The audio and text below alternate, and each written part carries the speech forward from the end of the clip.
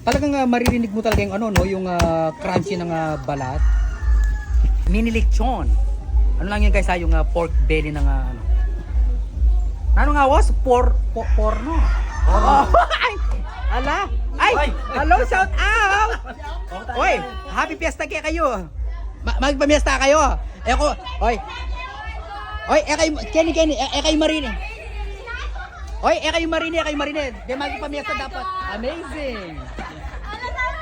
Magpamiesta kayo ne? Oh ah! Manyaman so perfect! Thank you! Uy, thank you kayo! Thank you na! Magpamiesta! Ay, masigla! Magpamiesta!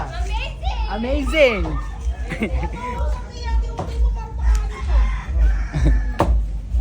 Tita Neng! Ay! Ikaw may banta, kumakan mo tiyang balik. Oo, layo ka kasi yung mantika yun. Awa pala niya, yung lumawa tabag yawa. Kasi yung ano, yung taba, tumatalamsik. Oh, Mon, sabi mo, bibigyan mo ako ng ano. Sarap, ang sarap. Manyaman, so perfect. So, ayun nga, ang tawag daw, horno, di ba? Eh, nasabi ko, porno. Pero tama naman yun, guys. Yung horno is Tagalog ang Tagalog, di ba?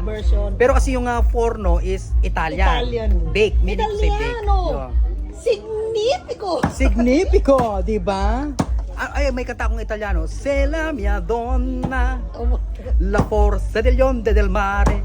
Ay! Amazing! Si Marimar. Ate yan. Si ate yung mamumuri to. Sino? Si Ate Oki niya. Uy, kumain. Sige. Sige, tikman nga natin. Tikman mo na. Pati laman, tikman mo. Para malaman. Ay, wapa, yung laman ito, paatakman yung laman eh.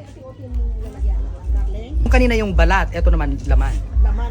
Very ano yan, very soft. Manyaman niya pa rin po eh. Ay, wapin. Lalo na ako pag nagpapaluto ako. Ay. Oo, maganda.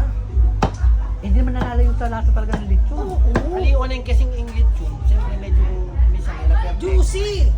Ganun din naman eh.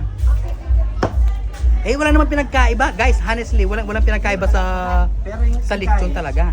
English kasing makanili, lutong-luto yan. Oo, alam na kaya. Oo nga, walang dugo-dugo. Ang sarap ate. Alam mo, di ba pag sa handaan talaga, mas maganda nasa outside ka, nasa labas, kaysa nasa loob. Amazing. Kasi pag nasa labas ka, natitikman mo na ulit bago pa nilagay sa... Di ba? Sarap.